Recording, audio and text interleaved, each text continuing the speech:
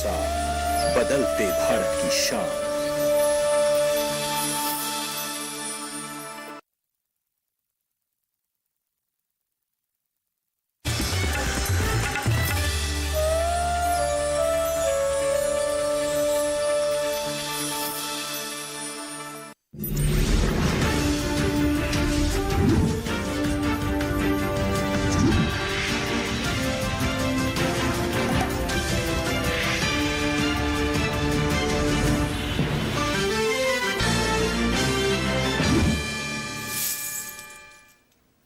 नमस्कार, आप सभी का स्वागत हमारी खास पेशकश में। जी हां, बजट 2022-23 गांव और किसान जो आम बजट है करीब अब से 1 घंटे बाद पेश किया जाएगा और उसमें इस बार क्या कुछ खास रह सकता है, ना सिर्फ कृषि क्षेत्र बल्कि जो दूसरे भी क्षेत्र हैं उनके लिए क्या कुछ खास रहेगा, इसके बारे में पूरी जानकारी आपको हम देंगे। हर एक खास पहलू जो है वो आपको बताएंगे सीधे और सरल तरीके से कितना महत्वपूर्ण हो सकता है ये, और इस बार भी जो पेपरलेस हमारा बजट होगा कितना फायदा देगा और किस तरीके से खासतौर से बहुत महत्वपूर्ण हो जाता है, क्योंकि कोविड काल के दौरान हमने देखा ना सिर्फ जो कृषि क्षेत्र है एक मजबूत स्तंभ के रूप में लगातार सामने आता रहा, और उसी क्षेत्र को अब इस बजट में कितनी मजबूती दी जाएगी ये देखना वाकई यहां पर काबिल तारीफ होगा। और लगातार अगर देखा जाए सरकार की मंशा यही रही कि जो खासतौर से कृषि क्षेत्र है या उससे जुड़े क्षेत्र हैं उनमें और ज्यादा जो मजबूती के साथ काम किया जाए। पिछले वर्ष भी हमने देखा किस तरीके से अलग अलग जो योजनाएं हैं इन क्षेत्रों के लिए आई, और इस बार भी क्या कुछ खास रह सकता है इस पर हम नजर डालेंगे। और इसके लिए आपको बता दें हमारे साथ जो विशेषज्ञ हैं वो जुड़ेंगे, उनका परिचय हम आपसे करा देते हैं। हमारे साथ स्टूडियो में मौजूद हैं,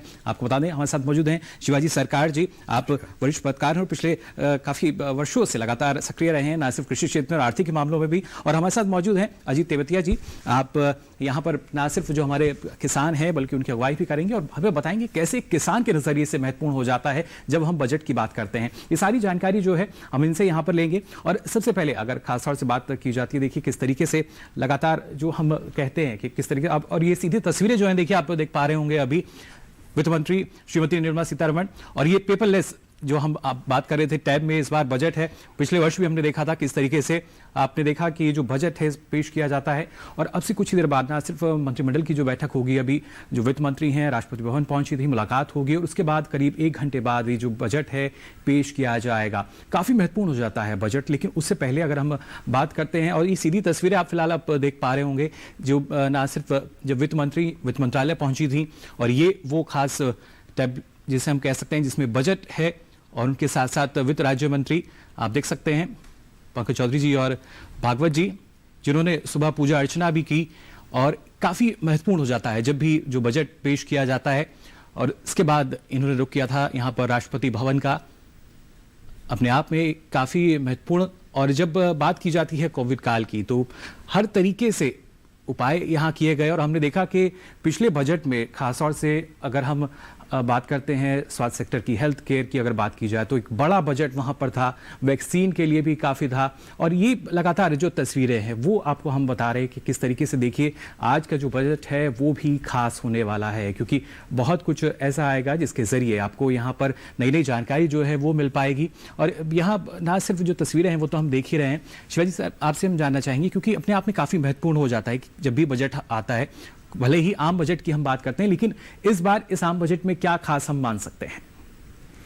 देखिए, इस बार की जो बजट है उसमें अगर आप इकोनॉमिक सर्वे को देखें तो उसमें सबसे पहली चीज़ अगर नज़र आती है तो कहते हैं कि हमारा जो टैक्स रेवेन्यू है वो 67% बढ़ गया है अप्रैल से नवंबर तक। जी, अभी आखिरी क्वार्टर बचा हुआ है तो इसमें भी जो है और बढ़ने की उम्मीद है। पर एक चीज़ जो है इस बार का जो इकोनॉमिक सर्वे है, हर बार जो है तो इकोनॉमिक सर्वे में एक बहुत ज़्यादा उत्साह रहता था। इस बार उन्होंने उत्साह को कहीं थोड़ा सा दबा के रखा हुआ है जी।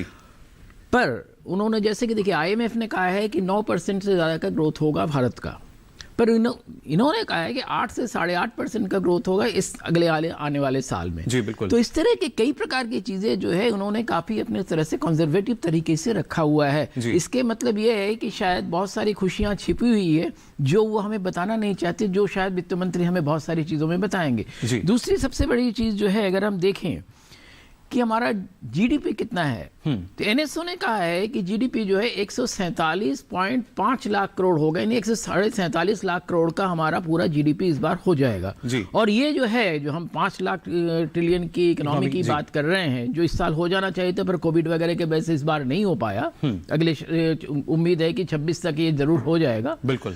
तो उस दौरान जो है इस देश में जिस प्रकार की खुशहाली की उम्मीद है, वो खुशहाली शायद हमारे पास आ जाएगी, क्योंकि पिछले 3 सालों में जो, और सर्वे इस बारे में काफी साफ कहता है कि पिछले 2-3 सालों में जो हमारी जो सारी खपत रही वो कम रही है, पर अब खपत जो है इस साल जो है उन्होंने कहा है, क्योंकि लॉकडाउन काफी कम रहा है, काफी कुछ एक्टिविटीज बढ़ी है, तो इस बार जो है कंजम्पशन जो है 7% हो गया, और हम उम्मीद करते हैं कि 7.5% से ज्यादा हो जाएगा। नहीं, खपत जो है देश में बढ़ रही है। में भी हमने देखा जो इजाफा बताया गया है, खासतौर से कृषि विकास दर की अगर बात की जाए, वहां भी जो इजाफा है देखिए वो लगातार होता हुआ नजर आ रहा है। लेकिन किस तरीके से देखिए ये अपने आप में महत्वपूर्ण होता है, और आपको पता नहीं, लगातार आपको पल पल की अपडेट हम दे रहे हैं कि कैसे जो बजट है पेश किया जाएगा, और वित्त मंत्री जब जैसे ही पहुंचेंगी लगातार वो सीधी तस्वीरें भी आपको दिखाएंगे, और अभी भी जो तस्वीरें हमें मिल रही हैं लगातार उनको आपसे हम रूबरू कराते रहेंगे किस तरीके से पूरा एक चरणबद्ध तरीके से प्रक्रिया चलती है। और बजट जब भी पेश किया जाता है उससे पहले कई तरह के हम कह सकते हैं कि अलग अलग सारी जानकारी होती है, वो साझा की जाती है। और जैसा हमने आपको बताया पहले कि जो वित्त मंत्री हैं राष्ट्रपति के पास पहुंची थी, तो वहाँ जाकर भी एक हम मान सकते हैं कि शिवाजी, अगर माना जाए ना सिर्फ अनुमति के तौर पर बल्कि एक पूरा इस तरह की प्रक्रिया है कि जब भी बजट पेश किया जाता है तो पहले वित्त मंत्री जो है राष्ट्रपति के पास पहुंचती हैं। हाँ, सामान्य एक प्रक्रिया है कि राष्ट्रपति चूंकि देश के सर्वोच्च हैं, तो उनके पास जाके एक सादी सी चीज़ ली जाती है, सामान्य रूप से जो है कह सकते हैं कि एक अनुमति ली जाती है, उनको बताया जाता है कि हम क्या करने जा रहे हैं जी, और राष्ट्रपति की अनुमति लेने के बाद जो है राष्ट्रपति के सहमति से बजट को पेश किया जाता है। क्योंकि आखिर जो कुछ भी होता है इस देश में, जो भी काम हो रहा है सरकार की तरफ से, जो भी काम होता है वो राष्ट्रपति के ही तरफ से होता है, राष्ट्रपति के लिए ही सारा काम होता है जी। तो वो जो एक प्रक्रिया है सामान्य रूप से कि राष्ट्रपति जो है राष्ट्र के सर्वोच्च हैं, तो वो सब कुछ देखते हैं, सब कुछ जानना चाहिए उनको, और वो जो दिशा निर्देश देंगे उसी के हिसाब से हम काम करते हैं। देखिए कल जो उन्होंने राष्ट्रपति का भाषण था, बार बार अगर आप उसको अगर उसके भाषण को पढ़ें तो बार बार उन्होंने नहीं कहा कि मेरी सरकार है ये, यानी कि सरकार जो है वो राष्ट्रपति के लिए काम करती है, राष्ट्रपति की अनुमति से राष्ट्रपति के लिए काम करती है, और राष्ट्रपति जो है देश के राष्ट्रपति और देश के लिए काम हो रहा है, तो ये राष्ट्रपति में ही देश समाया हुआ है, ये सामान्य एक कॉन्सेप्ट है। जी बिल्कुल। और खासतौर से यहाँ अजीत जी आपसे भी हम जानकारी लेना चाहेंगे, हमारे किसानों की अगर बात की जाए तो एसएएस के अनुसार अगर 2014 में देखें तो जो किसान परिवार थे, एक औसत प्रति किसान परिवार की हम बात करें तो उनकी जो मासिक आमदनी हम बात करें तो ये करीब 6,426 रुपए दर्ज की गई थी। और इसी के अनुसार अगर हम बात करते हैं 2021 की, तो प्रति किसान परिवार की औसत मासिक आय जो है वो अब हो चुकी है 10,218 रुपए बढ़कर, जो कि करीब 92% ज्यादा है। तो कहीं ना कहीं दोगुनी स्थिति जो है वो नजर आ रही है किसान के नजरिए से। हाँ, अगर किसान का अगर आप लगा के चलोगे तो जो किसान की आमदनी जो बढ़ी है उसमें कहीं ना कहीं सरकार का बहुत महत्वपूर्ण योगदान रहा है। जैसे पहले जो जीरो बजट खेती से जो किसान की आमदनी बढ़ी है उसमें भी जीरो बजट खेती को उन्होंने अपनाया है। एक जो दूसरा जो सबसे बड़ा पहलू है कि हम ऑर्गेनिक खेती की तरफ जा रहे हैं। इस अगर बजट में हम अगर उम्मीद करें तो हमें सबसे ज़्यादा उम्मीद ये होगी सौर ऊर्जा। किसानों के पास आजकल क्या किस चीज़ की कमी रहती है, एक तो खाद की कमी रहती है, खाद के इसमें हमें बजट में भी मिलना चाहिए, खाद में हमें एक्स्ट्रा वो मिले। कुछ जो पेस्टिसाइड वगैरह हैं वो देखेंगे पिछले के अपेक्षा 20 से 25% तक उसमें इजाफा हुआ है जी। तो किसान ये चाहेंगे कि जो हमारा जो पेस्टिसाइड है, जो हम दवाइयाँ छिड़कते हैं उनमें हम मतलब कमी आ जाए। और दूसरा कि जो अब ये सौर ऊर्जा से चलने वाले प्लांट है, बिजली कई बार किसी के क्षेत्रों में नहीं आती है, तो ट्यूबवेल पे अगर सौर ऊर्जा के जो प्लांट लगाए हैं उनमें अगर सब्सिडी हमें मिले सरकार की तरफ से तो ट्यूबवेल ज़्यादा बढ़ जाएंगे। और जो ड्रिप इरिगेशन की जो हम बात करते हैं उसमें अगर हमें थोड़ा सा संशोधन मिले उसमें बिल्कुल। लगातार सरकार देखिए साल दर साल हम देखते हैं किस तरीके से जो सुविधाएं हैं वो बढ़ा रही है सरकारों, खासतौर से किसानों के लिए। और अगर देखा जाए जी जैसा आप कह रहे थे कि किसानों के लिए और सीमित संसाधन जो हैं उनकी भी अब हम मान सकते हैं कि उपलब्ध कराए जा रहे हैं। लेकिन अगर देखा जाए क्योंकि करीब एक किसान को जो आमदनी होती है 37% होती है फसल से, और जो बाकी की आमदनी की हम बात करते हैं, जैसा आपने कहा किसान की आय बढ़ी है, तो आपको लगता है अब किसान भी अब थोड़ा सा प्रोसेसिंग यानी प्रसंस्करण की तरफ आगे बढ़े हैं, स्टार्टअप की तरफ आगे बढ़ रहे हैं? जी, किसान जो एफपीओ से जो आगे बढ़ा है, जो किसान को समूह है, जो उसमें बी कीपिंग को लेकर के और इसमें तुम्हारा पशुपालन डेयरी को लेकर के, कुक्कुट फार्मिंग को लेकर के, इसके अंदर जो किसान आगे बढ़ा है, उनसे किसानों की आय ओबियसली 2014 की अपेक्षा बहुत ज़्यादा बड़ी है और आगे बढ़ने की संभावना इसमें लगातार बनी रहेगी। ये भी सब सरकार की पॉलिसी के अनुसार हम बढ़े हैं, लेकिन अगर कहीं ना कहीं सरकार थोड़ा सा ध्यान दे, किसानों को जागरूकता करे। जो परंपरागत खेती हमारी पहले चलती आई थी, उस खेती को अगर बढ़ावा मिलेगी, तिलहन दलहन की खेती को हम आगे बढ़ाएंगे तो शायद किसानों की आमदनी और ज़्यादा बढ़ने के आसार नजर आएंगे। जी बिल्कुल, और इसी का कहीं ना कहीं हम मान सकते हैं शिवाजी जी, एक झलक है ये हमें इसमें मिली है आर्थिक समीक्षा की अगर बात की जाए, जिसमें ये साफ तौर पर दर्शाया भी गया है कि जब फसल विविधीकरण की तरफ अगर हमें आगे बढ़ना है और खासतौर से तिलहनी फसलों की बात करें, दलहन की बात करें, बागवानी की बात करें और न्यूनतम समर्थन मूल्य जो है एमएसपी की जो सुविधा है वो भी इसी एक उद्देश्य के साथ कि अब किसान जो है फसल विविधीकरण अपना सकें। नहीं, बिल्कुल। देखिए, इस साल जो है सबसे बड़ी चीज़ जो है इकोनॉमिक सर्वे में जो कहा है कि एग्रीकल्चरल प्रोसेस्ड जो प्रोडक्ट है जी, उसका एक्सपोर्ट्स हुआ है वो 3 लाख करोड़ से ज़्यादा बाहर गिर गया और उसमें ये उम्मीद जताई गई है कि और भी ज़्यादा ये हो सकता है, क्योंकि देखिए एक सबसे बड़ी चीज़ जो है, जो मधुमक्खी पालन और शहद का जो उत्पादन है वो बहुत ज़्यादा बड़ा है जी। और शहद का शायद भारत में खपत उतना नहीं है जितना कि अफ्रीका में, यूरोप में और अमेरिका में है। तो शहद का एक बहुत बड़ा बाजार है, तो शहद के उसमें जो है काफ़ी कुछ हम कर सकते हैं। दूसरी चीज़ अगर है, देखिए एमएसपी की जो हम बात कर रहे हैं जी, इस बार जो है धान और गेहूं की जो प्रोक्योरमेंट हुआ है, जो सरकारी खरीद हुई है, वो पहले से कहीं ज़्यादा हुई है। बिल्कुल, तो उसका भी लाभ किसानों को मिल रहा है।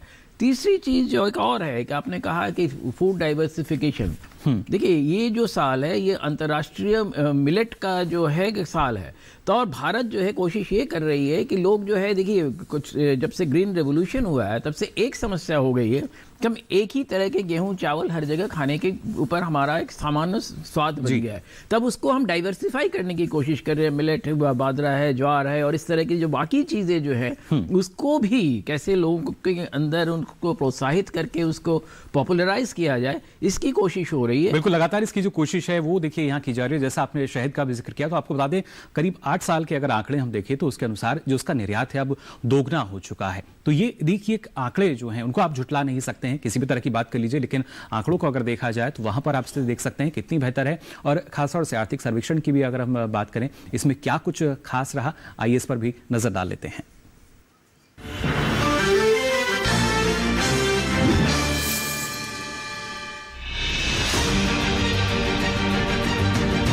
आर्थिक सर्वेक्षण में कहा गया है कि कोरोना संकट के बावजूद पिछले 2 साल के दौरान कृषि और उससे जुड़े क्षेत्रों ने आर्थिक मोर्चे पर अच्छा प्रदर्शन किया है।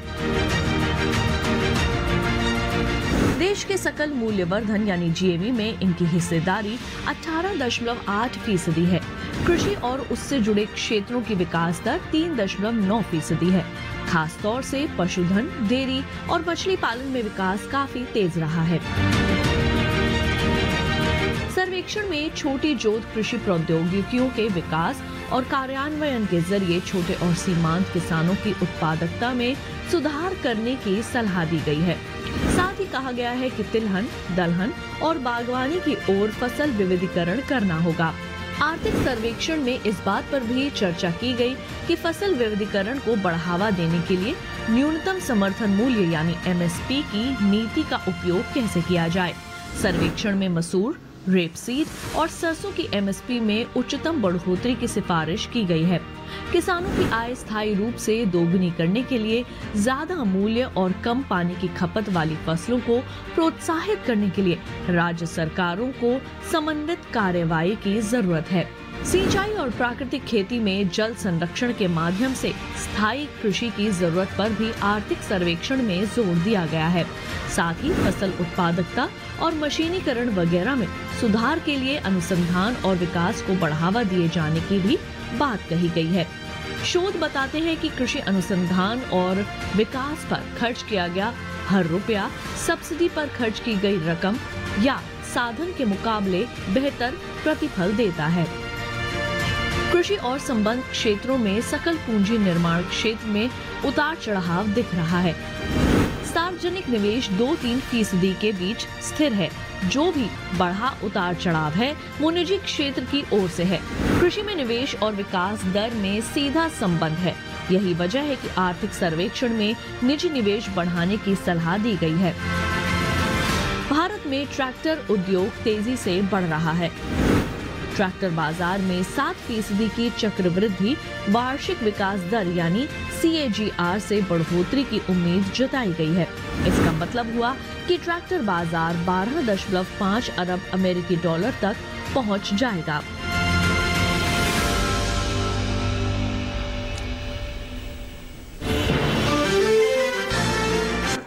तो देखा आपने किन खास बातों का जिक्र हुआ है। आर्थिक सर्वेक्षण की भी अगर बात की जाए और खासतौर शिवाजी जी अगर हम देखा जाए ना सिर्फ विनिवेश यानी अगर हम निजी क्षेत्रों की भी बात करते हैं, काफ़ी उम्मीदें उसके जरिए भी रहती हैं। किस तरीके से लगता है अगर कृषि क्षेत्र या उससे संबंधित क्षेत्र हैं वहाँ पर अगर इस तरह की और जो उम्मीदें हैं बनती हैं इस बार बजट में?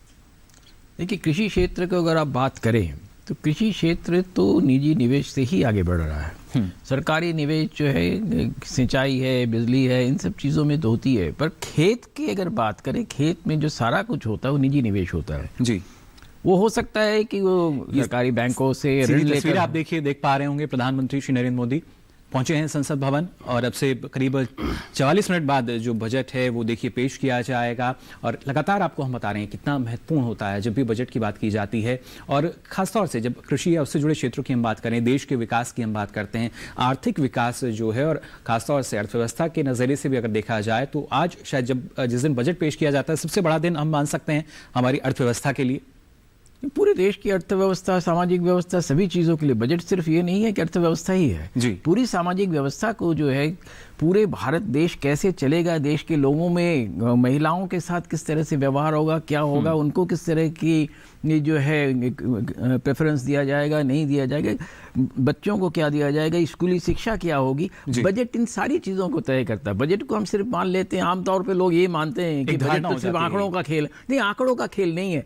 ये पूरे देश की दिशा निर्देश जो है वो तैयार करता है और ये इसके लिए बड़ी लंबी तैयारी करनी पड़ती है। देखिए, बजट हम एक दिन में आज दे देते हैं, पर बजट की तैयारी जो है आज के बाद से अगले बजट की तैयारी शुरू हो जाती है। और खास करके वेरी इंटेंसली अगर हम बात करें तो अक्टूबर के बाद से पूरी जो पहले तो प्लानिंग कमीशन देखती थी, अब नीति आयोग तो उस काम को बहुत हद तक करती है, बाकी सरकारी विभागें जो हैं वो सारा कुछ जो है अगले साल का बजट कैसे तैयार होगा उसके लिए लगभग 6 महीने का प्रोसेस जो है लगातार इसी पर तैयार होता है। अगले साल हम तरक्की कैसे करेंगे, तो बजट देश की तरक्की, देश के जीवन को कैसे खुशहाल बनाया जाए, ये सब चीजों को तय करता है। और इस वजह से सरकार का कहीं ना कहीं ध्यान रहता है इंफ्रास्ट्रक्चर डेवलपमेंट पर भी।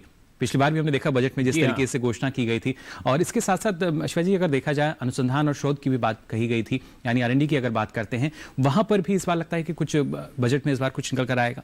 देखिए, हर साल बजट के उसमें रिसर्च एंड डेवलपमेंट में किया जा रहा है, पर मैं एक चीज़ समझता हूँ सरकार को एक ख्याल रखना चाहिए कि कई बार ये मान लिया गया है कि रिसर्च एंड डेवलपमेंट का मतलब जो है PhD करना है, तो उस पर सरकार को थोड़ा सा तवज्जो देनी चाहिए और उस पर थोड़ी जो है स्ट्रेस कम करके बाकी जो एक्चुअल रिसर्च है उस पर ज़्यादा तवज्जो देनी चाहिए। और आज के समय तो हम स्टार्टअप्स की बात करते हैं, इस बार भी उम्मीद जताई जा रही है कि जो टैक्स होलीडे है शायद उन लोगों को मिल सकता है, क्योंकि साल भर का पिछली बार हमने देखा था नए स्टार्टअप्स के लिए दिया गया था और हाल ही में हमने देखा कि उनको पुरस्कृत भी किया गया। उसमें भी कई ऐसे कृषि से जुड़े स्टार्टअप हैं। फिलहाल यहाँ अजीत जी आपके पास भी मैं आना चाहूँगा। जिस तरीके से आपने बताया कि उम्मीद तो एक किसान की रहती है, लेकिन यहां सरकार की उम्मीदें भी हैं कुछ किसानों से कि कदम से कदम मिलाकर आगे बढ़ा जाए, तभी और ज्यादा फायदा जो है किसानों को भी मिल सकता है। किसान किस नजरिए के साथ अब आगे बढ़ रहा है, ना सिर्फ सरकार का साथ तो दे ही रहे हैं, बल्कि जब प्रसंस्करण की हम बात करते हैं या कृषि से जुड़े जो दूसरे क्षेत्र हैं उनकी बात करते हैं, पशुपालन की बात करते हैं, इन क्षेत्रों में अब कितना आगे बढ़ रहा है हमारा किसान आपके नजरिए में? मुकुल जी, जैसे सरकार की जो नीति थी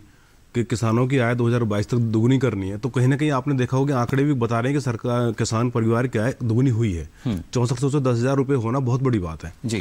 किसान संपन्न है। और एक दूसरी तरफ एग्रीकल्चर एक्सपोर्ट पॉलिसी की अगर हम बात करते हैं, जो पहले हम एक्सपोर्ट करते थे चीनी और कॉफी वगैरह, आज कहीं ना कहीं हमारा शहद भी बाहर जा रहा है जी। और इतनी बड़ी वैश्विक महामारी के अंदर अगर आप देखोगे तो मसाले जो हैं वो भारत में उपलब्धता ज़्यादा होती है जी। तो अगर ये मसाले की हम खेती करें, जो परंपरागत खेती को छोड़ करके अगर इन खेतियों पर आए और इनको तो एक्सपोर्ट अगर हम बाहर करें तो कहीं ना कहीं हम किसान भी समृद्ध होगा और सरकार भी समृद्ध होगी, कि हमारे मसाले पूरी दुनिया में बजाएंगे। और इस कोरोना जैसी काफी बड़े पैमाने पर देखिए मसालों का जो निर्यात है वो लगातार किया जा रहा है, इसमें भी अच्छा खासा इजाफा हमने देखा है। गेहूं के निर्यात की हम बात करें, धान के निर्यात की हम बात करें, और खासतौर से अगर रेडी टू ईट उत्पाद की हम बात करते हैं तो वहां भी एक अच्छा खासा इजाफा हुआ, और सीधा फायदा देखिए और कहीं नहीं बल्कि अब एक किसान को मिल रहा है। और उसका जिक्र इस बार भी उम्मीद की जा रही है कि बजट में भी, बजट के पिटारे में से और कुछ खास निकल कर आएगा। आर्थिक सर्वेक्षण की हम यहाँ बात कर रहे थे, किस तरीके से कई महत्वपूर्ण बातें जो हैं उसमें बताई गई हैं। कुछ और भी महत्वपूर्ण जानकारी है, आइए उस पर नजर डालते हैं, फिर इस चर्चा को आगे बढ़ाते हैं।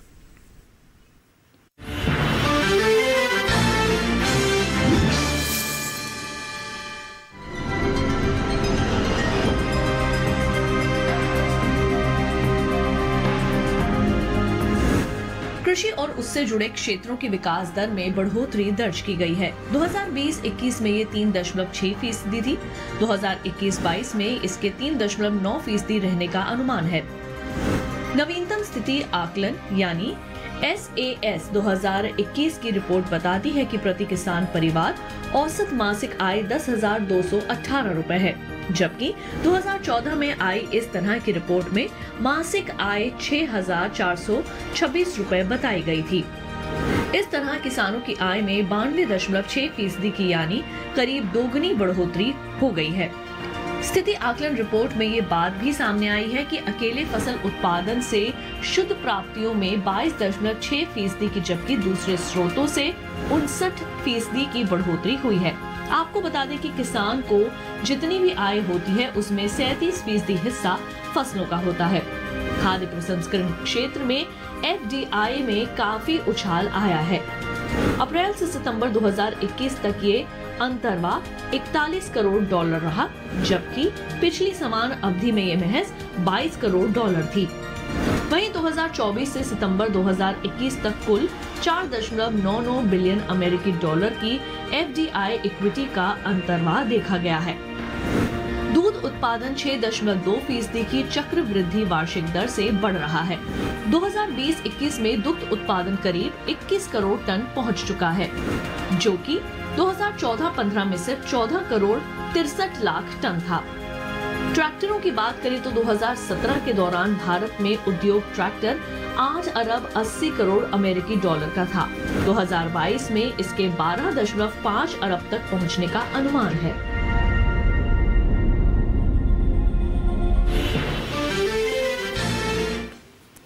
तो ना सिर्फ कृषि क्षेत्र की हम लगातार बात कर रहे हैं, बल्कि उससे जुड़े हुए क्षेत्रों को अगर देखा जाए शिवाजी जी, पशुपालन क्षेत्र की अगर हम बात करते हैं, और अभी हमने यहाँ दुग्ध उत्पादन का आंकड़ा देखा था कि कैसे वर्ष 2014-15 की बात करें तो करीब 14 करोड़ 65 लाख टन उत्पादन होता था, और आज के समय में अगर हम बात करते हैं 2020 और 21 के दौरान तो ये 21 करोड़ टन के पार जो है पहुंच चुका है।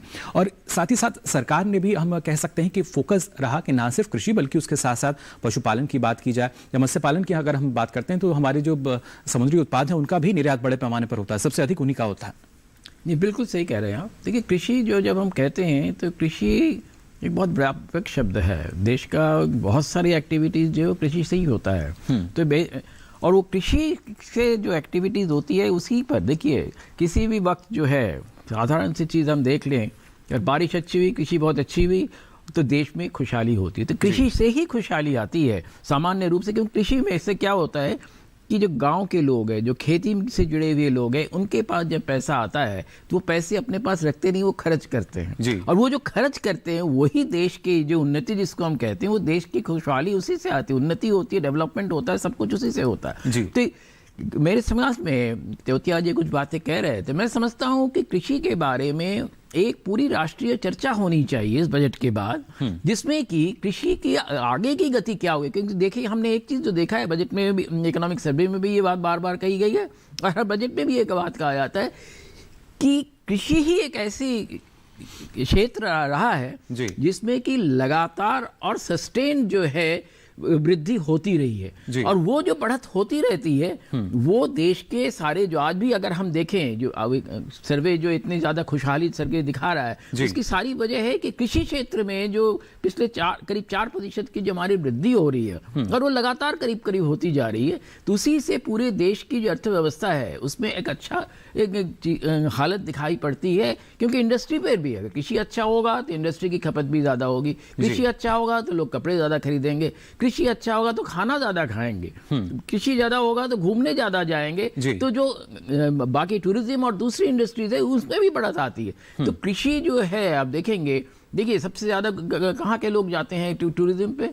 गुजरात के समृद्ध लोग जाते हैं या बंगाल के जो सामान्य खुशहाल लोग वो जाते हैं। तो ये जो एक चीज़ है हमें देखने को मिलती है जिसको हम कहते हैं कि टूरिज्म और सर्विसेज सेक्टर की वृद्धि कैसे होगी। तो कृषि में वृद्धि होगी तो सभी में वृद्धि होगी। इसलिए कृषि पर जो है मुझे लगता है कि राष्ट्रीय चर्चा होनी चाहिए कि कृषि को हमें डाइवर्सिफाई करना है तो डाइवर्सिफाई किस तरह से करना है। और मसाले का उत्पादन हर जगह नहीं हो सकता है, बहुत सारी चीज़ों का उत्पादन हर जगह नहीं हो सकता है। और कई बार ये हो जाता है कि जैसे हमें ग्रीन रेवोल्यूशन में हमने देखा कि किसी एक पर्टिकुलर जो क्रॉप होता है, चाहे गेहूं हुआ, चावल हुआ, कुछ भी हो, तो उसकी एक फैशन बन जाता है कि इसने किया है तो हमें भी करना है, आलू इसने बोया तो हमें भी आलू बोना है। तो वो नहीं होना चाहिए, डाइवर्सिफिकेशन होना चाहिए जिससे कि मार्केट में जो अचानक उछाल आता है और अचानक गिरावट आती है वो ना आए। जी बिल्कुल, इस बात से अजीत जी आप कितना सहमत कि लगातार जब हम देखते हैं कि अगर इस बार अगर खास तौर से देखा जाए कि अगर किसी फसल का अच्छा भाव मिला है तो बड़े पैमाने पर हमारे किसान जो है उसी की खेती शुरू कर देते हैं, लेकिन जो विविधीकरण की बात है कि किस तरीके से डाइवर्सिफिकेशन जो है वो उसकी आवश्यकता है, क्योंकि अगर आवक ज़्यादा होगी तभी शायद कहीं ना कहीं एक सीमित दायरा बाजार भाव पर आ जाएगा।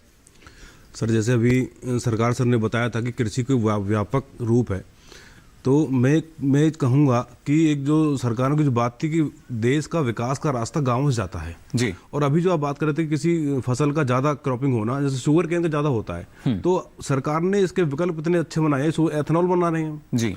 तो जहाँ अगर हमारी व्यापक वो होगा उत्पादन होगा तो उसके हम कहीं ना कहीं इसमें प्रोसेस करके या कोई हम गेहूं से दलिया बना रहे हैं या फिर उनसे सूजी वगैरह बना रहे हैं, तो इसमें भी किसान इस बार आया है। और एक बहुत बढ़िया मतलब किसान जो सरकार का पहल थी कि जो नए बच्चे जो आ रहे हैं, आप देख रहे हैं मुकुल जी, जो नए बच्चे हैं जिन्होंने बीटेक कर रखा है वो लोग भी आज कृषि स्टार्टअप्स का चलन हो चुका है जी, उसमें भी कृषि में आ रहे हैं। तो उन बच्चों ने इतना अच्छा एफपीओ बना करके, जहां पहले हम कुछ अपनी चीजें हम एक्सपोर्ट करते थे, आज बहुत सारी चीजों का हम उत्पादन कर रहे हैं और उसमें शायद इतना बड़ा बाजार जो आज देश के पास है मसालों का, वो कहीं दुनिया में नहीं है जी। तो उसमें जो नए बच्चे युवा वर्ग आ रहा है, तो मैं चाहूंगा कि ये जगह जगह उनको प्रोत्साहित करके उन बच्चों को इस क्षेत्र में लाया जाए। तो आपकी उम्मीद हम मान सकते हैं कि जो एफपीओज हैं उनको और सरकार की तरफ से कुछ अलग तरह की रियायतें या सुविधाएं मिलें इस बजट में भी? हाँ सर, एफपीओ को मिलेंगे, क्योंकि एफपीओ जब मजबूत होगा तो उनसे जो किसानों के जो समूह है वो ज्यादा इस पे काम करेंगे जी।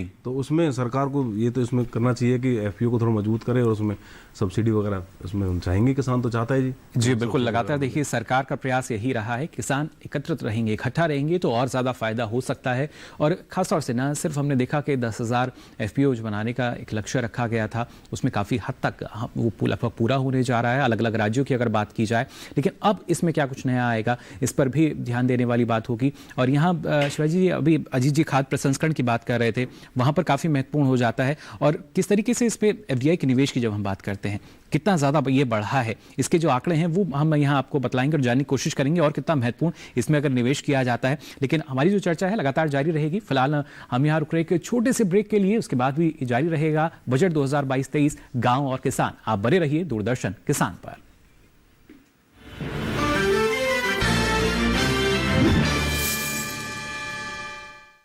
बारिश का हो अनुमान या हो घटता बढ़ता तापमान, पर्यटन स्थलों पर मौसम की हो चाल या देश में हो हवा की गुणवत्ता का हाल, मौसम की हर खबर मौसम खबर बिल्कुल नए रूप में हर शाम 7:30 पर सिर्फ दूरदर्शन किसान पर।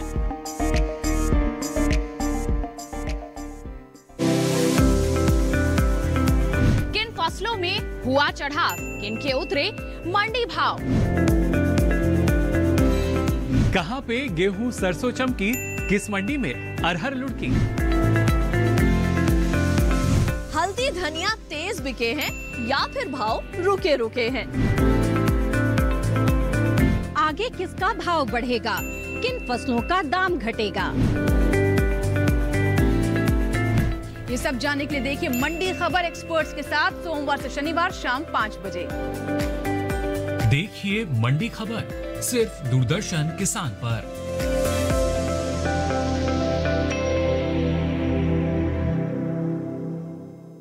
सरकारी योजनाएं हैं आपके लिए। कहां से पाएं फॉर्म, कहां करें जमा, किससे करें बात, कौन से कागजात कहां होंगे जमा, क्या ऑनलाइन भी हो सकता है आवेदन। आजादी के 75वें साल में हर योजना का लेखा जोखा जानने के लिए देखिए हर शनिवार शाम 5:30 बजे सरकार आपके साथ, सिर्फ दूरदर्शन किसान पर।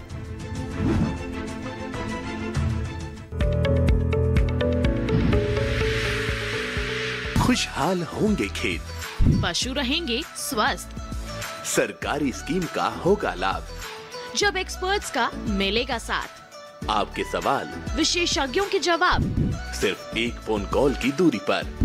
देखिए किसानों का अपना प्रोग्राम हेलो किसान, सोमवार से शुक्रवार शाम 6 बजे से सिर्फ दूरदर्शन किसान पर।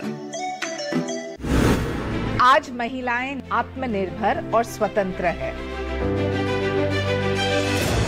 महिलाएं हर क्षेत्र में अपना योगदान देकर आगे बढ़ रही है।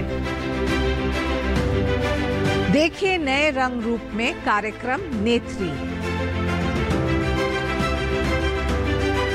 महिला सांसद और उनकी कहानियां। मेरे यानी शाइना एनसी के साथ सिर्फ डीडी किसान पर।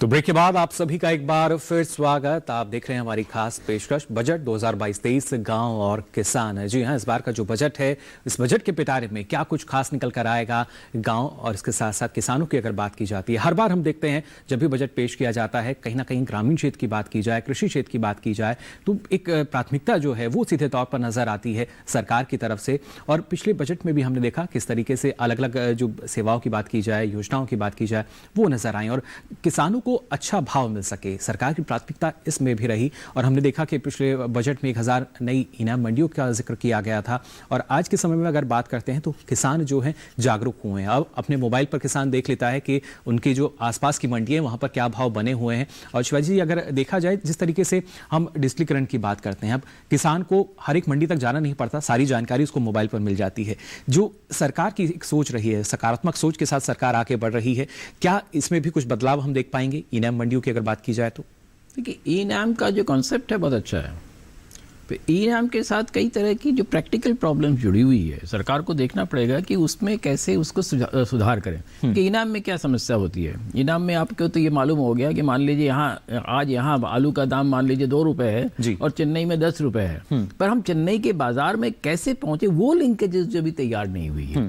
तो हमें मालूम है वहाँ का किसान भी हमसे खरीदना चाहेगा क्योंकि 2 रुपए का वो 2 रुपए 5 पैसे भी दे देगा तो भी हम उसको बेच देंगे। पर सवाल ये है कि वो जो ट्रांसपोर्टेशन के लिंकेजेस है, उसके साथ जो बाकी जो ट्रांजैक्शन लिंकेजेस हैं, वो सारी चीज़ें अभी उस तरह से नहीं हो पा रही। दूसरी एक चीज़ के साथ और भी है, किसानों में भी जो है कुछ किसान जो है थोड़े से जागरूक है, उनको तो पता है, पर बाकी जो किसान है जो उतने जागरूक नहीं है, और वो जो डिजिटल लाइफ है, क्योंकि डिजिटल बहुत सारी चीज़ें दिखती नहीं है जी, और तो इसलिए जब दिखती नहीं है तो कैसे कंप्यूटर में जाके हम सारी चीज़ों को देखें, ये उनको समझ नहीं आती। तो मुझे लगता है कि सरकार पहल करे, बस बाकी तरीके से उनकी जो ई एजुकेशन है उसके जो है उसके तरफ जो तवज्जो दे, और तवज्जो देने के बाद जो है अगर ये चीज़ें हैं, बहुत सी खामियां, देखिए कोई भी नई चीज़ आएगी खामियां होगी।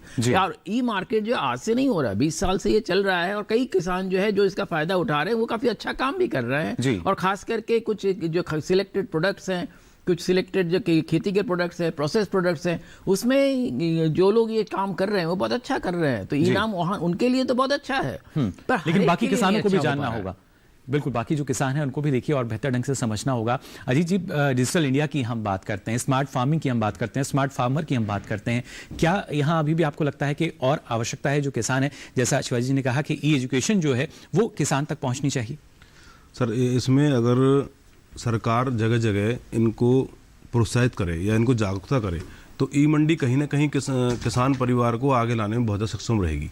एक जो अभी जो किसान हाट जो बनाए थे नए जी, उनको अगर शुरू कर दिया जाए तो ये जो बिचौलिए जो होते हैं जो किसान से जो लेते हैं वो अभी भी कहीं ना कहीं उनको एमएसपी पूरा नहीं मिल पाता है। उसका एक बड़ा रीज़न ये भी है, देखने को मिला है कि उनसे फसल कम लेकर के कम रेट पर वो अधिक बिकते हैं, तो उनसे कहीं ना कहीं नुकसानों से बता देते हैं, इसमें सीलन है, इसमें वो साफ नहीं है, ये नहीं है, तो ये सारे कारण अभी भी उपलब्ध हैं जी। तो अगर इनसे बचना है तो जो किसान हाट बाजार हैं उनको मजबूती सरकार को देनी पड़ेगी, जिससे किसान अपने फसल को कहीं जाकर बेच सके, वो तो सुविधा है। लेकिन अगर ई मंडी की बात करें तो ई मंडी की सुविधा अगर जागरूकता की वजह से मैं कहूँगा कि उनमें किसानों में नहीं आ रही है, तो अपनी फसल का वो कहीं ना कहीं वो देख तो लेता है, लेकिन उसका ट्रांसपोर्ट का चक्कर जो पड़ता है उसको कहीं बहुत ज्यादा आगे लग जाता है। बिल्कुल, लेकिन सरकार इस और ध्यान दे रही है, ना सिर्फ जो आधारभूत संरचना की हम बात कर रहे हैं, उसके ढांचे की हम बात करें, बल्कि रियायती परिवहन जो है स्टार्टअप्स के जरिए ही सही किस तरीके से जो कड़ी दर कड़ी इसको जोड़ा जा सके, क्योंकि अब सुविधाएं एक किसान के लिए उसके द्वार पर ही उपलब्ध हैं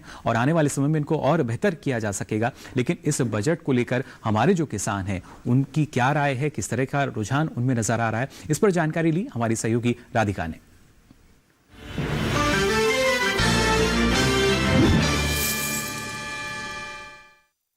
चलिए मुकुल, बहुत शुक्रिया, आपने सही कहा कि बजट आने वाला है और उसमें सबसे ज्यादा जो उम्मीदें हैं सरकार से, बजट से, वो किसानों की है और मैं किसानों के बीच पहुंच चुकी हूं।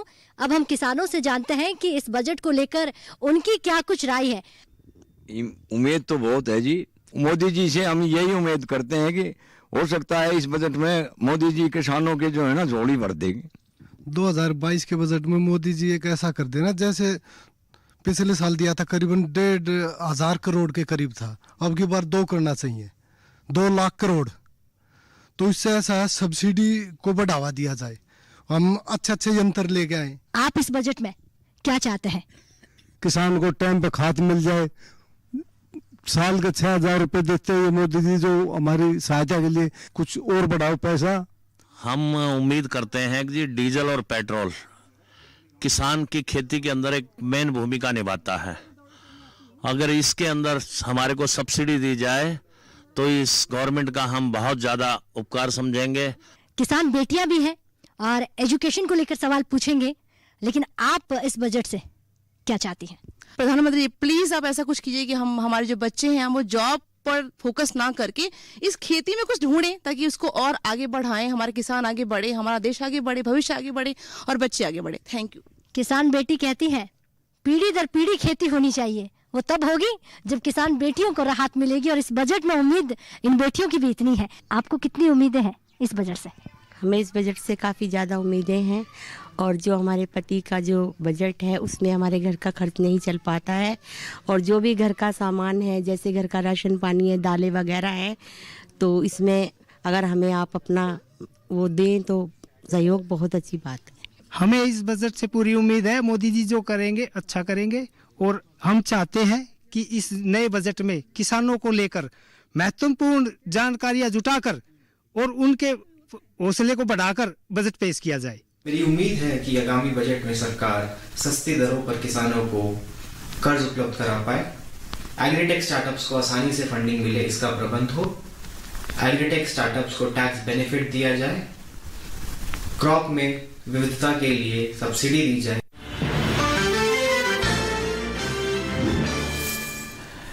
तो देखा आपने, यहाँ राधिका बात कर रही थी जो किसान हैं उनमें किस तरह का रुझान, और खासतौर से आखिर में हमने देखा शिवाजी, अगर बात की जाए कि युवा जो कि बात कर रहे थे एग्री स्टार्टअप्स में जिस तरीके से लगातार सरकार का ध्यान रहा है, और पिछले बार भी हमने देखा जो टैक्स हॉलीडे है यानी जो टैक्स की रियायत है वो दी गई थी, इस बार भी क्या कुछ हम मान सकते हैं 1 या 2 साल के लिए कुछ ऐसा हो सकता है? टैक्स हॉलिडे का तो मुझे नहीं मालूम, पर मुझे लगता है कि शायद उनके जो पीएम किसान के जो पेंशन दिए जा रहे हैं उसमें शायद 2,000 की वृद्धि की जाएगी और जी तो 6,000 से वो 8,000 हो जाएगा। दूसरी चीज़, ये बार बार ये किसान कह रहे थे सब्सिडी की बात जी और डीजल की बात कर रहे थे। देखिए, इस देश का ने जो एक निर्णय लिया है कि हम डीजल को जो इस्तेमाल नहीं करेंगे, मेरे ख्याल में बहुत गलत है, क्योंकि डीजल जो है वो इस देश में किसान इस्तेमाल करता है, उद्योग इस्तेमाल करता है, बहुत कम प्राइवेट कार्स में इस्तेमाल होता है। पर डीजल की खपत बंद करना जो है किसी भी, मैं समझता हूँ, विकासशील देश के लिए अच्छी बात नहीं है। सरकार को चाहिए कि डीजल की खपत जो है जैसी है वैसी रहे। और ये कहना है कि डीजल से पॉल्यूशन होता है, मेरे ख्याल में डीजल के कारों से उतनी पॉल्यूशन नहीं होती है, इस बात को भी हमें समझना चाहिए। और डीजल पे जो है किसान जो कह रहे हैं सब्सिडी दी जाए, मैं समझता हूँ डीजल का जो है, देखिए प्रोडक्शन कॉस्ट बहुत कम है, उसके प्रोडक्शन कॉस्ट के आसपास अगर बेचा जाता है तो पूरे देश की जो तरक्की है वो ज़्यादा हो सकती है। एक चीज़ किसान जो है यहाँ नहीं कह रहे हैं, वो उनको टोल जो है उनको बहुत सालता है जी। टोल की दरें जिस तरह से बढ़ाई गई, क्योंकि हमने क्या किया है कि टोल को जब डॉलर रेट पे हमने उसको रुपये में कन्वर्ट करके टोल रखा है और ये देश उसको अफोर्ड नहीं कर सकता है, तो टोल पे भी सरकार को दोबारा सोचना पड़ेगा कि टोल रेट्स जो है कम किए जाएं, कम समय के लिए रखे जाए। देखिए साल 2-3 साल में किसी भी सड़क के दाम वसूल हो जाते हैं जी, और उसके बाद जो है वो टोल मिनिमम रखा जाए या किसी तरह से। देखिए कई ट्रांसपोर्टर्स कहते हैं कि हमें सालाना आप दे दीजिए, हम इतना आपको पैसे दे देंगे। तो इस तरह से हमें इन चीजों को सुलझाना पड़ेगा। इस पर एक राष्ट्रीय बातचीत की जरूरत है, क्योंकि डीजल अगर हम छोड़ देंगे तो भारत के ऊपर जो है पेट्रोल के इंपोर्ट का कॉस्ट बहुत ज़्यादा बढ़ जाएगा, तो वो हमें नहीं करना चाहिए। डीजल क्या होता है, तो बेसिकली जो क्रूड प्रोसेसिंग का एक बाई प्रोडक्ट है, तो उसको हमें इस्तेमाल करना चाहिए और उसको कैसे बेहतर किया जा सकता है वो संभव है। आज डीजल की गाड़ियां जो है 27 से 30 किलोमीटर पर किलोमीटर चलती है, पेट्रोल की गाड़ियां 17 किलोमीटर चलती है। तो डीजल से पोल्यूशन ज़्यादा हो कि पेट्रोल से पोल्यूशन ज़्यादा हो? ऐसे रैशनल बात करके हम ये बात सोचना चाहिए। ये बजट में तो शायद नहीं होगा, पर बजट के बाद मेरे ख्याल में डीजल के इस्तेमाल भारत जैसे देश के लिए बहुत आवश्यक है। और उस पर हम पश्चिम के दबाव में आ जाते हैं, पेट्रोल जो वहाँ के एक्सपोर्टर्स है उनके दबाव में आ जाते हैं, और हम एक ऐसे निर्णय लेते हैं जो उनके फायदे के लिए, हमारे फायदे के लिए उतना नहीं है। लेकिन उन परिस्थितियों में फिर भी सरकार की मंशा यही रही है कि किस तरीके से देखिए जो आम जनता है उसको फायदा पहुंचाया जा सके।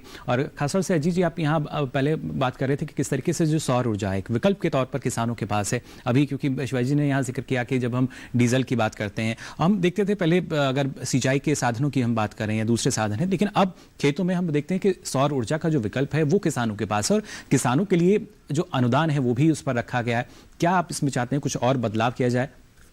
सर अभी मुकुल जी जो रिपोर्ट आई थी किसानों की, उसमें वो सब्सिडी की बात कर रहे थे, तो सब्सिडी कहाँ सरकार को देनी चाहिए? ट्यूबवेल पे अगर संयंत्र लगा दे, ट्यूबवेल पे सब्सिडी होनी चाहिए। तो अगर सौर ऊर्जा से ट्यूबवेल चलेगा तो वो बिजली के पीछे निर्भर नहीं रहेगा। और अभी जो आपने देखा था आंकड़ों में, जो ट्रैक्टर मार्केट बढ़ी है, तो ट्रैक्टर कहीं ना कहीं किसानों में आता है, तो ट्रैक्टर मार्केट बढ़ने से कहीं ना कहीं किसान बढ़ा है या किसान का कारोबार बढ़ा है, यानी खुशहाली जो है खुशहाली हुई है, वो बढ़ी है किसानों की। तो ट्रैक्टर बाजार बढ़ने से अगर डीजल, मैं कहीं सरकारी सही कह रहे थे कि डीजल अगर थोड़ा सस्ता सब्सिडी इस पे हो जाए, तो सब्सिडी ट्रैक्टर पे, डीजल पे और सौर ऊर्जा पे और बीजों पे, बीजों की गुणवत्ता अगर ठीक रहेगी तो हमें सब्सिडी उसमें मिलेगी, तो हम अच्छी फसल उसमें उगा सकते हैं। तो 3-4 चीज़ों पर अगर हम सब्सिडी मिल जाए, फिशरीज पे हम सब्सिडी मिल जाए और डेयरी फार्म सब्सिडी मिल जाए, और तुम्हारी ये इसमें डेयरी एग्रीकल्चर के उसमें सब्सिडी मिल जाए जो हाँ खाद पे, तो यहाँ किसान इसमें थोड़ा लाभान्वित होगा, आय बढ़ेगी। थोड़ा नहीं बल्कि काफ़ी कोशिश देखी की जा रही है किसान लाभान्वित हो सके। शिवाजी जी, आप भी इस बात से सहमत होंगे, जैसा कि अभी अजीत जी ने कहा कि अगर खासतौर से हम पशुधन की बात करते हैं, मत्स्य पालन की बात करते हैं, तो यहाँ सरकार ने अपने स्तर पर कोशिशें की हैं, लेकिन लोगों का जो रुझान है वो और भी बढ़ना चाहिए। इस तरह की कुछ सुविधाएं और दी जाएं। लोगों को तो सुविधाएं चाहिए होती है, लोगों को सुविधाएं मिलनी भी चाहिए, और हम सोच रहे हैं कि अभी जो टैक्स के जो प्रपोजल्स आएंगे हो सकता है उसमें कुछ सुविधाएं हमें मिले। क्योंकि देखिए एक जो आम लोगों में एक उम्मीद है कि 2019 में जो कॉर्पोरेट टैक्स है वो इंडिविजुअल टैक्स के बराबर था, उसको 22% पे कर दिया गया है। तो लोगों को उम्मीद है कि शायद हमारा टैक्स भी 22% कर दिया जाए। 22% ना हो, अगर देखिए टैक्स कम करने से सरकार को घाटा नहीं होता। हम देख रहे हैं आज भी 67% जो है टैक्स रेवेन्यू हमारा बढ़ा है। वो कैसे बढ़ा है? क्योंकि टैक्स रेवेन्यू अगर अफोर्डेबल होगा तो लोग देने की कोशिश करते हैं। तो सरकार अगर इस तरह से करेगी, देखिए किसी ज़माने में 97% होता था टैक्स, इनकम टैक्स, तो तब कितनी आमदनी होती है सरकार की और आज कितनी आमदनी हो रही है। आज इनकम टैक्स जो है, सबसे ज़्यादा जो टैक्स पेइंग जो रेवेन्यू आ रहा है वो इनकम टैक्स से आ रहा है ना। और इनकम टैक्स और कॉर्पोरेट टैक्स उससे कम आ रहा है, जबकि कॉर्पोरेट टैक्स उससे ज़्यादा होना चाहिए। और कॉर्पोरेट टैक्स ज़्यादा न होने का मतलब है कि देश की जो कंपनियों की जो व्यवस्था है वो बहुत अच्छी नहीं है। तो कंपनियों की व्यवस्था अच्छी होगी तभी देश में ज़्यादा मैन्युफैक्चरिंग वगैरह तभी चीज़ें सारी का रिफ्लेक्शन है ये। उसी के लिए हम मान सकते हैं कि एक कोशिश की गई एमएसएमई सेक्टर जो है कि जो संगठित क्षेत्र जो है उसमें उनको लाया जा सके, फिर चाहे अलग अलग क्षेत्रों की हम बात करते हैं, क्योंकि हमारे यहाँ गैर संगठित क्षेत्र जो है वो बहुत ज़्यादा, और ना सिर्फ नुकसान उनको भी झेलना पड़ता है, और जिस तरीके से अगर उसको संगठित क्षेत्र में हम ला सकें तो फायदा उनको भी होगा और सरकार को भी फायदा हो सकेगा। नहीं, मुश्किल होना चाहिए। देखिए एमएसएमई एक पिछले 2-3 सालों में एक समस्या एमएसएमई के साथ बहुत ज़्यादा आई है। इस बार पिछले साल कुछ उस पर तवज्जो दी गई और कुछ काफ़ी कुछ उनके साथ ये लोन्स वगैरह पे उनको काफ़ी राहत दी गई, बिना कोलेटरल के लोन देने भी उनको दिए गए जी। उम्मीद की जा रही है कि इस बार भी एमएसएमई जो है, देखिए ये जो स्मॉल और मीडियम स्केल इंडस्ट्रीज़ हैं ये देश के जो छोटे छोटे कारोबारी हैं वो चलाते हैं जी। और वो अगर खुश रहेंगे, उनको अगर जो उनकी आम खर्च अगर उनको निकल आता है और उस पर 2 पैसे भी उनको ज़्यादा मिल जाते तो भी वो खुश हो जाते हैं जी। तो हमें उनकी ओर देखना है और मेरे ख्याल में इस बार एमएसएमई की ओर फिर से देखने की ज़रूरत है, क्योंकि जितने भी चाहे स्वदेशी जागरण मंच हो, चाहे फिक्की हो, चाहे जितने भी वाणिज्य संस्थान हैं, सभी ने कहा है कि एमएसएमई की ओर जो है हमें तवज्जो देने की ज़रूरत है। क्योंकि एमएसएमई जो है अगर आप देखें एम्प्लॉयमेंट जो है सबसे ज़्यादा वहाँ होते हैं, फुटकर एम्प्लॉयमेंट होते हैं पर सबसे ज़्यादा वहाँ होते हैं। और एक चीज़ और हमें समझना चाहिए कि हमने देखा है कि खास करके कोविड के दौरान जो माइग्रेंट लेबर जो है वो किस तरह से इधर उधर भागते रहते हैं। उसके लिए हमने जो है ईशम पोर्टल, महात्मा गांधी जो नरेगा जो है उसके जरिए हमने उनको एम्प्लॉयमेंट देने की कोशिश की। पर अब इस बार का जो सर्वे आया है उसमें हमें देखने को मिल रहा है कि सामान्य रूप से जो लेबर है वो उस तरह का काम करने में थोड़ा कम उत्सुक होता है। जब तकलीफ होती है तो चला जाता जरूर है, वो नहीं चाहता है। पर नरेगा के जरिए जो है करीब 20,000 करोड़ के जो है आप कहते हैं वो जो लेबर है उन्होंने सरकारी कामों को सब्सिडाइज किया है, यानी सरकार ने 20,000 करोड़ रुपए नरेगा के जरिए बचाया है। तो नरेगा सरकार के लिए भी सुविधाजनक है, ऐसा नहीं है, लेबर्स के लिए भी जरूरत है। पर लेबर मार्केट को हमें कैसे और ऑर्गेनाइज करना है और संगठित करना होगा, उसको हमें देखना पड़ेगा, जिससे कि लेबर खुश रहे जी, देश खुश रहे। लेकिन इसी कड़ी में ईश्रम पोर्टल की अगर हम बात करें उसके तहत भी कोशिश की गई और हमने देखा कि काफी संख्या में जो लोग हैं उससे जुड़ चुके हैं। बेशक देखिए कोई भी नई चीज़ आती है, खास करके युवा वर्ग किसी भी क्षेत्र में हो, हम देखते हैं कि गाँव में उनकी अगर आप कहें कि डिग्री के मामले में एजुकेशन उतनी नहीं है पर उनकी जानकारी हमसे कहीं ज़्यादा होती है और उसका इस्तेमाल बहुत अच्छी तरह से वो करते हैं जी। तो इस तरह की चीज़ें जो है युवा वर्ग बहुत जल्दी अपना लेती है, तो उस युवा वर्ग को हम टारगेट करें। देखिए किसी में एक समस्या और आ रही है जिसको सरकार देख रही है पर उसके सरकार के पास भी मेरे ख्याल में अभी जो समाधान है वो नहीं दिख रहा है जी। पिछले कुछ सालों में करीब 80 करोड़ जो लोग किसान थे वो कम हो गए हैं और उतने ही किसानी जो एग्रीकल्चर लेबरर है उससे जुड़े जो लेबर है वो बढ़ गए हैं, यानी कि उनकी खेती चली गई है, उसमें लेबर में लेबरर बन गए हैं। तो ये एक दूसरी तरह की सामाजिक समस्या है, मैं इसको नहीं कहूँगा आर्थिक समस्या, एक सामाजिक समस्या है जो परस्पर नजर आ रही है फिलहाल। तो इसको इन चीज़ों को सॉल्व करने के लिए देखिए बहुत सारी बजट से सारी समस्या का समाधान हो जाएगा। बजट से सारे समस्याओं का समाधान नहीं होता, पर बजट जो है हमें सोचने के लिए मजबूर करता है कि इन समस्याओं का समाधान हम कैसे ढूंढें। तो मेरे ख्याल में वो हमें अब ढूंढ लेना चाहिए। बिल्कुल, उसका समाधान जो है देखिए उस पर अब हमें और हम कह सकते हैं तेजी के साथ आगे बढ़ना चाहिए। सरकार की मंशा सीधे तौर पर साफ नजर आती है कि कैसे ना सिर्फ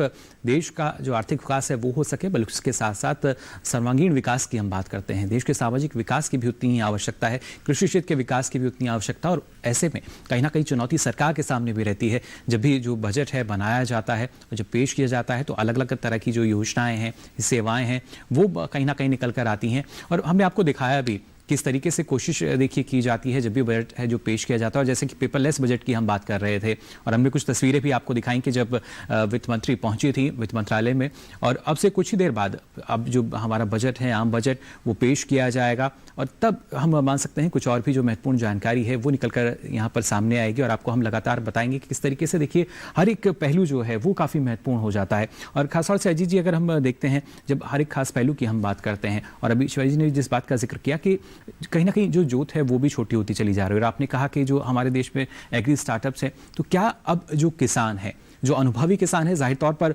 वो शायद उस बात से सहमत ना हो, लेकिन जो युवा पीढ़ी है वो इस दिशा में और आगे बढ़ सकते हैं, भले ही खेती से ना जुड़ना चाहें लेकिन जो स्टार्टअप्स है उसमें जुड़कर शायद आगे बढ़ रहे हैं। देखो मुकुल जी, जोत तो छोटी हुई है पहले की अपेक्षा। जहाँ एक परिवार में जहाँ बढ़ोतरी हुई सदस्यों की हुई है, तो उसमें कहीं ना कहीं कृषि की जो भूमि है वो छोटी हुई है, और छोटी जोत के कारण जो बेरोजगारी है वो गाँव में ज़्यादा है।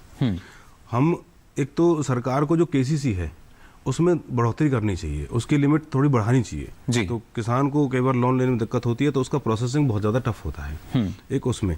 और दूसरा जो अभी सरकार जी ने बताया था कि बेरोजगारी की जो बात कर रहे थे कि जो छोटे होने के कारण जो ग्रामीण जो युवा है वो कहीं ना कहीं भ्रमित हुआ है, और उसको भ्रम को दूर करने के लिए जागरूकता कैंप जो लगाए हैं, उनको जागरूक करके जो प्रोसेसिंग में फूड की बात कर रहा था, उसमें अगर कहीं ना कहीं हम लोग उनको युवाओं को उसमें लगा दें तो वो अपना स्वरोजगार के माध्यम से अपनी इनकम प्राप्त कर सकते हैं। जी बिल्कुल। तो देखिए किस तरीके से एक विकल्प जो है वो युवाओं के पास आ जाता है, ना सिर्फ जो आमदनी है वो लगातार चलती रहे बल्कि इसके जरिए जो रोजगार है वो दूसरों को भी मुहैया करा सकते हैं। और पिछले बजट में भी हमने देखा था किस तरीके से वित्त मंत्री ने इस बात का जिक्र किया था कि जो प्रोजेक्ट यानी जिनकी योजनाओं की घोषणा की गई है वो भले ही करीब 4 या 5 साल में पूरे हों, लेकिन उनका काम जो है जल्द से जल्द शुरू हो जाएगा और उसका फायदा ये होगा कि जो रोजगार है वो निकल कर आ सकेगा। पहले हम देखते थे इस तरह की घोषणा हो जाती थी शिवाजी, लेकिन अब ये काफी महत्वपूर्ण उस नजरिए से भी कई तरह के जो नए प्रोजेक्ट चल रहे हैं उनके जरिए रोजगार भी जो है उसको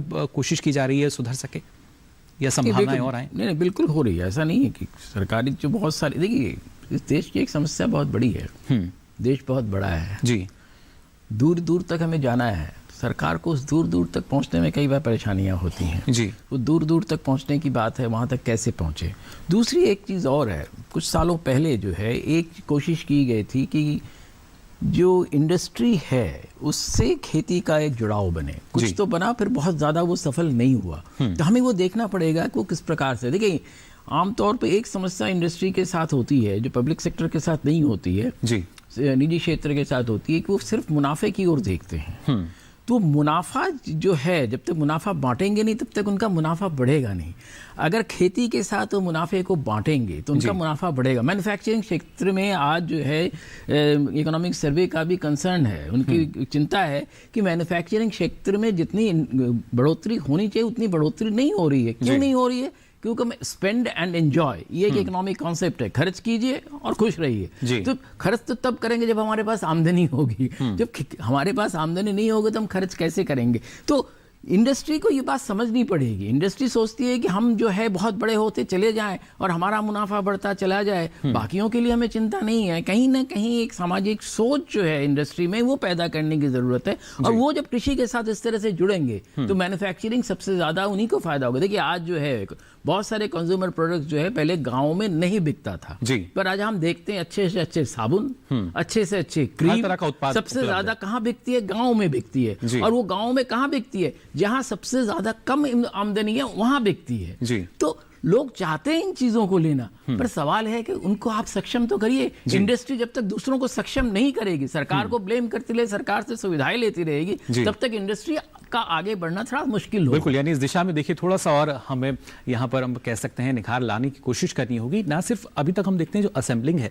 वो काफ़ी ज़्यादा, लेकिन जब ये मैन्युफैक्चरिंग में कन्वर्ट हो जाएगी, तब्दील हो जाएगी, तब काफ़ी महत्वपूर्ण रहेगा। और ये फिलहाल तस्वीरें जो हैं वो आप देख पा रहे हैं जब वित्त मंत्री पहुंची थी वित्त मंत्रालय में, उसके बाद उन्होंने रुख किया था राष्ट्रपति भवन का। उनके साथ साथ वित्त राज्य मंत्री जो हैं वो भी मौजूद रहे। और जैसा हमने आपको बताया कि सुबह वित्त राज्य मंत्री भागवत जी की अगर बात की जाए तो पूजा अर्चना करते हुए भी नजर आए थे। और अपने आप में जो बजट है, ये दिन जो है काफ़ी महत्वपूर्ण होता है, और इस दशक का ये दूसरा पेपरलेस बजट जो है कुछ ही देर बाद पेश करेंगी वित्त मंत्री श्रीमती निर्मला सीतारमण। इस टैब के जरिए पिछली बार भी हमने देखा था इसी में, अब क्योंकि पहले हम अक्सर बात करते हैं कि बजट का जो पिटारा होता है, तो इस बार जो बजट का पिटारा है यही है जो आप इनके हाथ में देख पा रहे हैं। और इसमें से देखिए अलग अलग क्षेत्रों के लिए जो योजनाएं हैं वो किस तरीके से निकलती हुई नजर आएंगी, ये भी इस पर सारी जानकारी जो है आपको हम देंगे, पल पल की अपडेट आपको हम बताएंगे अब से कुछ ही देर बाद जब ये संसद भवन पहुंचकर इस बजट को पेश करेंगी। ना सिर्फ कृषि क्षेत्र बल्कि इसके साथ साथ ग्रामीण विकास जो है उस पर भी पूरा सरकार का जोर रहता है। लेकिन यहाँ अगर खासतौर से अगर हम शिक्षा नीति की बात करें ग्रामीण क्षेत्रों के लिए,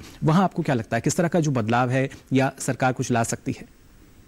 सरकार तो कहीं भी कुछ ला सकती है, उसमें कोई समस्या नहीं है।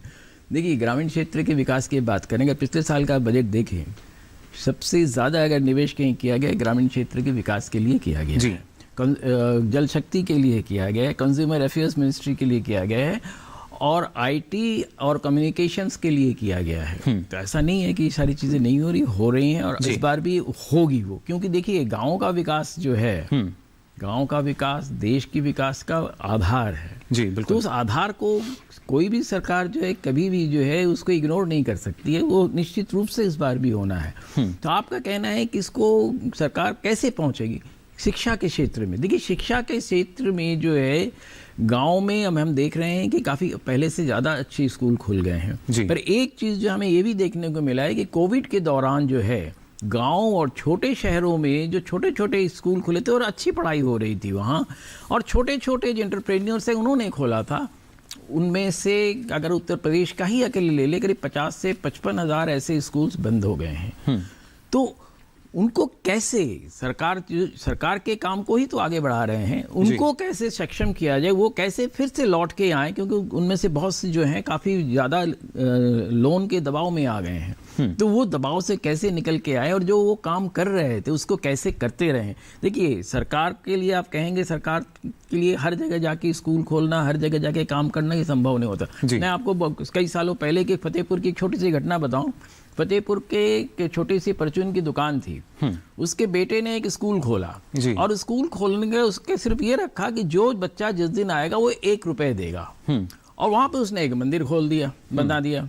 तो मंदिर पे तो आके बच्चा 5 रुपए देता था, स्कूल में आके 1 रुपए देता था। तो इस तरह से जो है देखिए इनोवेटिव आइडियाज से किस तरह से काम करते हैं हमारे लोग जानते हैं और सरकार से आगे सोचते हैं कई बार। तो इस तरह की चीज़ों सरकार उसको भी निखारने का काम कर रही है, इनोवेशन की अगर बात की जाए। लेकिन एक आपसे यहाँ एक और राय मैं लेना चाहूँगा। अमूमन हम ये मान लेते हैं, इस तरह की धारणा बन जाती है कि बजट आ रहा है, बहुत सारी नई नई योजनाएं आएंगी, अलग अलग क्षेत्रों के लिए बड़े बड़े प्रोजेक्ट आ सकते हैं, लेकिन ये ज़रूरी नहीं कि हो सकता है जो स्थिरता है वो भी ज़रूरी हो जाती है। पिछले बजट में भी हमने देखा, और जिस तरीके से कोविड काल के दौरान आर्थिक पैकेज का भी ऐलान किया गया था, उसके बाद ज़रूरी है कि स्थिरता जो है वो कहीं ना कहीं नजर आ सके, जिससे वो जो तमाम योजनाएं हैं वो सुचारू रूप से चल सकें। बिल्कुल, मैं बिल्कुल मानता हूं, पर चूंकि ये चुनाव का साल है तो सरकार की कुछ मजबूरियां भी होती है, इसलिए कुछ ना कुछ योजनाएं सरकार का अवश्य लानी ही पड़ेगी लोगों को रिझाने के लिए भी।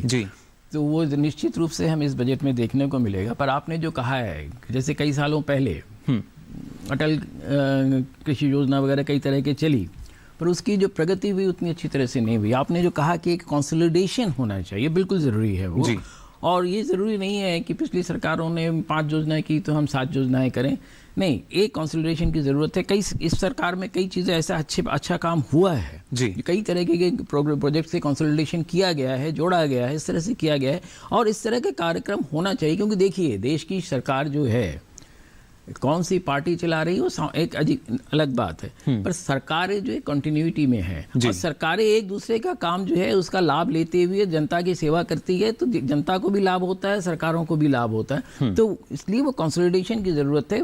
ये ज़रूरी नहीं है कि तमाम तरह के नए नए कार्यक्रम शुरू हो, और ये शुरुआत आज से नहीं हुई। देखिए ये शुरुआत हुई है जब से 20 पॉइंट प्रोग्राम आया था, तो उस वक्त से भी होगा 20 पॉइंट आया, 25 पॉइंट आया, फिर दूसरी सरकार है उन्होंने कुछ और करते रहे, तो वो एक होड़ सा लग गया है। तो मेरे ख्याल में अब राजनीतिक दलों को सोचना चाहिए कि ऐसे होड़ की जरूरत नहीं है हमें, क्योंकि राजनीतिक दलों का काम क्या है? देश के लोगों की तरक्की करना, देश के लोगों के बारे में सोचना, और वो सबसे ज़्यादा जागरूक होते हैं, इन चीज़ों को समझते हैं। तो उस चीज़ों को अगर करेंगे तो निश्चित रूप से देश के लोगों को लाभ होगा, उनको लाभ होगा।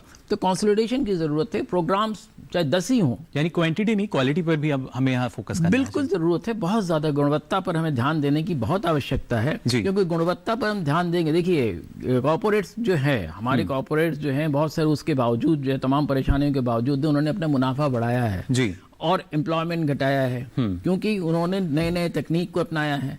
तो ये सारी चीज़ें जो हैं हम आगे करते रहेंगे, तभी जाके फ़ायदा होगा। एक चीज़ एजुकेशन के बारे में आपने बात की, नहीं जो शिक्षा नीति आई है उस पर भी मेरे ख्याल में 2 साल से ज़्यादा हो गए हैं उसको लाए हुए, और उस पर भी उनको एक रिव्यू कर लेना चाहिए। कई चीज़ें बच्चे जो हैं वो चाहते हैं कि उनको अभी थोड़ा सा कई बारे में कन्फ्यूजन भी है कि डिग्री कोर्स 3 साल का होगा कि 4 साल का होगा। इस तरह की चीज़ें जो है कि कोविड के वजह से सरकार जो है कई चीज़ें ठीक से कम्युनिकेट नहीं कर पाई है। मेरे ख्याल में वो कम्युनिकेशन की भी आवश्यकता अच्छी है, क्योंकि नई शिक्षा व्यवस्था नया होना चाहिए, सब कुछ होना चाहिए। जब लोग समझेंगे, जब बच्चे समझेंगे, जिनको लाभ होना है वो समझेंगे, तब ज़्यादा वो कारगर होगा जी। तो नई शिक्षा नीति में भी जो आप कंसल्टेशन की बात कर रहे हैं उसकी आवश्यकता है। बिल्कुल, सारा जो बदलाव है देखिए वो ज़रूरी हो जाता है और उसी बदलाव को ध्यान में रखते हुए देश के विकास की जब बात कही जाती है तब जाकर तमाम चुनौतियों से भरपूर होकर ये जो बजट है इसका निर्माण होता है और वही उसमें जो मुख्य सार होगा उसका खास बातें होंगी, वो सारी जानकारी आपको हम देंगे। अजीत जी, आपसे भी जानना चाहेंगे, जैसा कि अभी शिवाजी ने कहा कि काफ़ी महत्वपूर्ण है हर एक क्षेत्र की अगर बात की जाए, ना सिर्फ ये नहीं कि जो कहने के लिए जो योजना है, पिछली सरकारों में हमने देखा कई जो योजनाएं शुरू हुई लेकिन उनका परिणाम कैसा रहा। ये ज़रूरी है कि भले ही 10 की जगह 2 योजनाएं शुरू हों, उनका जो उसका असर है वो ज़्यादा हो, उसके ज़रिए सुविधाएँ ज़्यादा मिलें, उसके ज़रिए देश का जो विकास है वो ज़्यादा हो सके। मुकुल जी, जैसे अभी सरकार सर बता रहे थे कि बच्चों की एजुकेशन की जो बात कही थी, एजुकेशन पहले 12th के बाद BA डिग्री वगैरह हुआ करती थी। आज जो किसान परिवार के बच्चे हैं, कौशल विकास योजना के तहत जो सरकार की एक पॉलिसी थी, उन्होंने कम मतलब पॉलिसी करी लेकिन उनमें इम्प्लीमेंट ज़्यादा किया। हम कम फीता काटें लेकिन उन्हें इम्प्लीमेंट कर दें, ये बहुत बड़ी बात है। तो सरकार को बदला है, हाँ, फीता बदला काटने वाली प्रथा को मान सकते हैं बदला है। जी, हमारी सरकार ने बदला है डेफिनेट।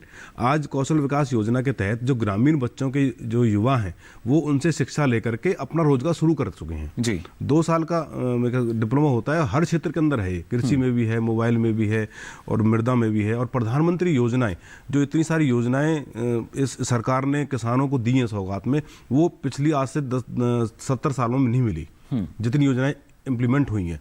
तो इन्होंने कम योजनाएं निकाली लेकिन उनको पूरा किया। ये अपने कमिटमेंट सरकार की दशा और मंशा काफी महत्वपूर्ण है कि आज भी जो योजनाएं हैं उसके बारे में पूरी जानकारी आपको देंगे। क्या कुछ खास रहेगा आप देख सकते हैं, सीधी तस्वीरें जो हैं आप देख पा रहे हैं लोकसभा की, जहां पर अब से कुछ देर में जो बजट है पेश किया जाएगा और सभापति जो हैं सभाध्यक्ष यहाँ मौजूद और कुछ ही पल बाद जो बजट है वो